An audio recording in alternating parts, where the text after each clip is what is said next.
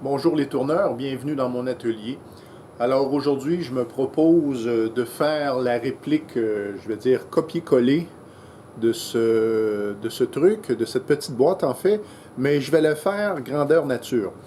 Vous êtes en train de regarder le plan de Cindy Drozda, et qui s'est rendu populaire par de fin tournages. Si vous écrivez son nom dans Google, vous allez trouver de vraiment belles pièces.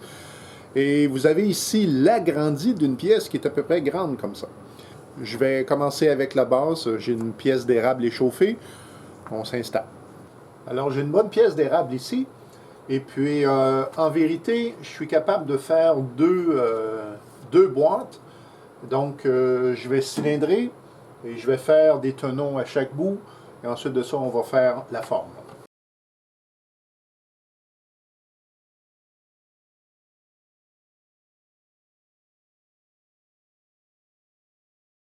Pour tout de suite, ça va être suffisant. C'est assez respectable. Je vais faire maintenant les tenons.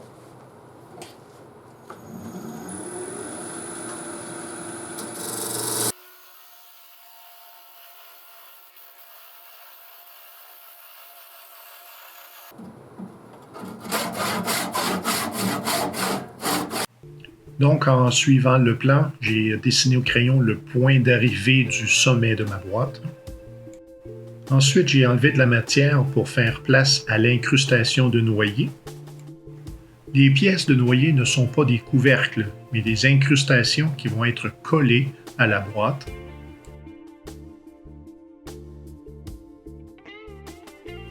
Alors, je ne suis pas cylindré au diamètre exact. J'ai quelques millimètres en plus et j'en profite avec la plane pour étudier un peu comment le bois réagit au tranchant des outils. Ensuite, avec le plan grandeur nature, j'ai établi quelques lignes de transition, histoire de ne pas perdre la trace et ne pas oublier que le pied fait partie de la pièce en question. Ici, avec le pied de coulisse, j'établis la bordure du noyer, c'est-à-dire que la partie centrale va être enlevée. Il va rester seulement qu'une trop mince partie en noyer. J'aurais dû me garder quelques millimètres de plus.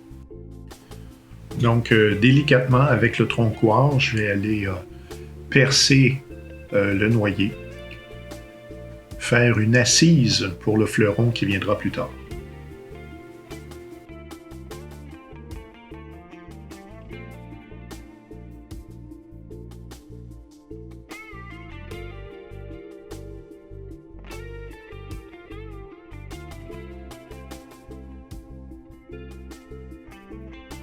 Bon, ici, les deux premières lignes à droite, n'en tenez pas compte. Là, ce que je vais faire maintenant, c'est que je vais faire le joint entre, dans le fond, la troisième ligne de droite et mon incrustation en noyer.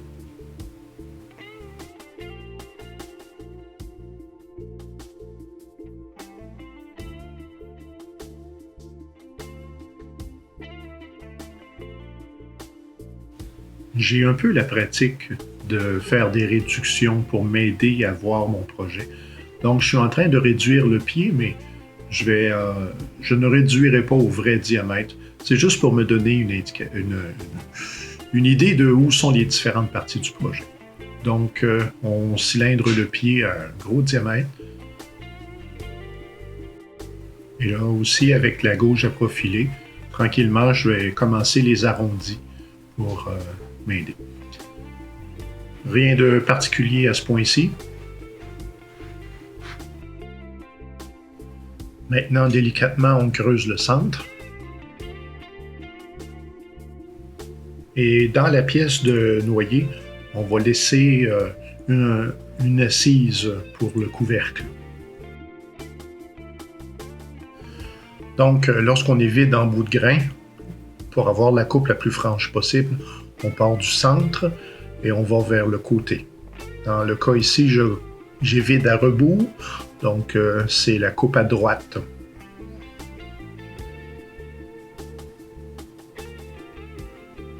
J'ai quelques photos pour vous montrer après le ponçage le résultat.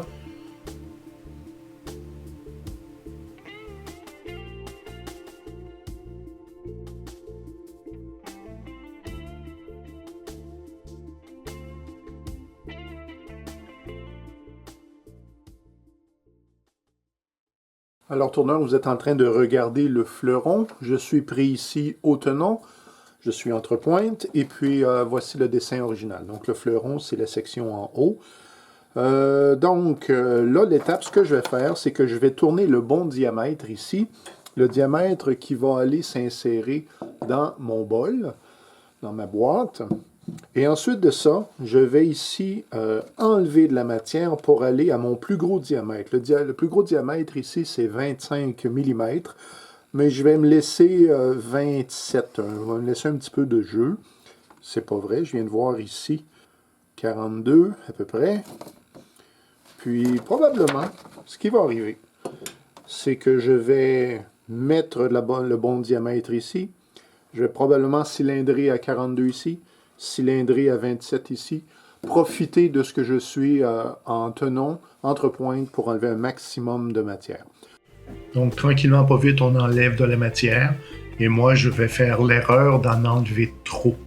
Ça paraît être presque pas, mais plus tard, je vais payer pour.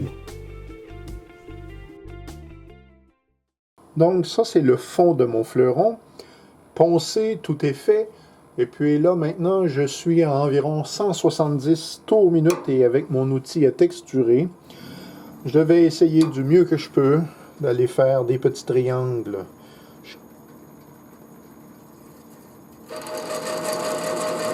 Alors, ils sont beaux, mais ils ne sont pas assez prononcés. Alors, j'ai déjà vu ça. Je vais repointer mon outil dans la même place avec l'espoir que toutes les pics vont retourner dans le même sillon, si on veut. J'ai pas grand chance de réussir, je crois, mais je m'essaye quand même. Et si jamais je manque mon coup, eh bien, ce que je ferai, c'est que je ferai de la pelure d'orange sur une certaine largeur. Et puis, voilà. Donc, on réessaye ça délicatement. Oh, ah, je viens de bouger.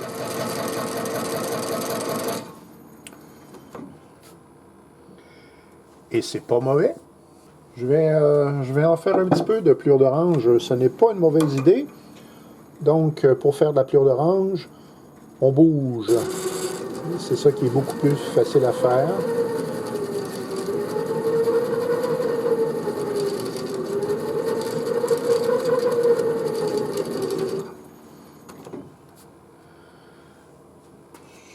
C'est pas mauvais. Quand on vient de texturer, évidemment, c'est pas recommandé de reprendre du papier à sabler. Vous allez défaire ce que vous avez fait. Cependant, les copeaux vont juste aller enlever ce qui doit être enlevé, mais ça n'abîmera pas votre ponçage précédent. À ce point-ci, je vais arrêter. C'est assez décoré. Je veux vraiment être entre pointes pour continuer le travail. Donc, vous connaissez, j'ai déjà présenté cette stratégie avec ma contrepointe et la pointe enlevée. Je vais simplement aller imprimer le cercle. Je vais aller creuser légèrement. Et ensuite de ça, je vais pouvoir travailler entre pointes sans problème. Et avec le troncoir et la plane, on réduit en diamètre jusqu'à obtenir ceci. Donc, tourneur, j'ai un petit jeu. Regardez. Vous voyez là. Et je veux utiliser le boîtier comme mandrin. Alors, c'est la technique de Cindy Drozda. C'est elle qui utilise le boîtier pour mandrin. Et donc, à ce point-ci, j'essaye de continuer comme ça. Et puis, avec 2 mouchoirs, je parviens à immobiliser la pièce et je vais couper le mouchoir. Et après ça, je vais utiliser du ruban filamenté. Et puis, je vais solidifier le fleuron dans la pièce. C'est la même technique que Cindy Drozda utilise. Et c'est pas la première fois que je fais ça et ça fonctionne bien. Donc, voici le résultat. La pièce, elle est bien centrée et on commence à travailler. Vous me voyez ici maintenant commencer le travail avec la gouge à profiler. Donc, vous voyez qu'avec mes doigts, je supporte la pièce. Avec ma gouge, je vais finement trancher la fibre. Et normalement, j'aurais dû faire cette opération jusqu'à la fin. J'installe ici la contrepointe et je continue et je trouve que ça va très bien. Alors, je continue et à un moment donné, je vais même arrêter de supporter la pièce avec mes doigts et me fier simplement à la contrepointe. Je vous laisse apprécier le développement.